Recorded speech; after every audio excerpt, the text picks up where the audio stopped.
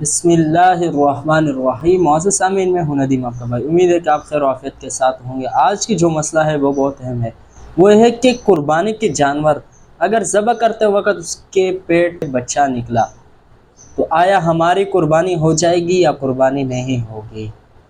معزز سامعین، ہمارے معاشرے میں اس مسئلے میں بہت سارے لوگ وسوسے کا شکار ہوتے ہیں، وہ پریشان ہو جاتے ہیں جب اس طرح ان کے سامنے سے مسئلہ پیش آتے ہیں تو وہ پریشان ہوتے ہیں۔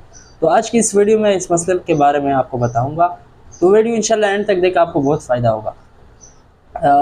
تو قربانی کے بارے میں جو مسئلہ ہے کہ بچہ اگر پیٹ سے نکلے تو جانور کی قربانی ہوگی یا نہیں ہوگی۔ تو اگر کسی شخص نے قربانی کا جانور لایا اور اس نے ذبح کی اور اس کے پیٹ سے بچہ نکلا تو اس صورت میں قربانی درست ہو جائے گی، اور اگر اس بچے کو ذبح کر رہے کیا کرے، ذبح کرنا چاہے تو ذبح کر سکتا ہے، لیکن یہ اس صورت میں ہے کہ جب بچہ زندہ ہو۔ لیکن اگر بچہ مردہ ہو تو اس کا کھانا حلال نہیں ہے، وہ اس کا کھانا حرام ہے، اس لیے اس کو اس میں یہ خیال رکھیے۔ لیکن معزز سامعین، یہ بات سمجھے، یہ اس صورت میں ہے کہ جب وہ جانور قربانی کا ہو۔ لیکن اگر ایک شخص سے قربانی کے علاوہ بغیر گوشت کے لیے مثال ایک جانور لایا، ذبح کیا، اس کے پیٹ سے بچہ نکلا تو اس بچے کو پال بھی سکتے ہیں، مثال اس کو گھاس پھوس کھلا کے اس کو بڑا بھی کر سکتا ہے، اس میں کوئی حرج نہیں ہے۔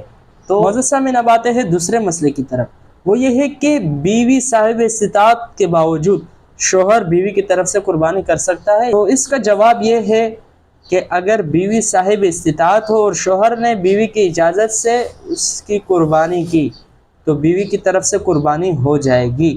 لیکن اگر شوہر نے بیوی کی طرف سے قربانی نہیں کی اور بیوی خود صاحب استطاعت ہے تو بیوی کو اپنے مال سے قربانی کرنا پھر کیا ہوگا؟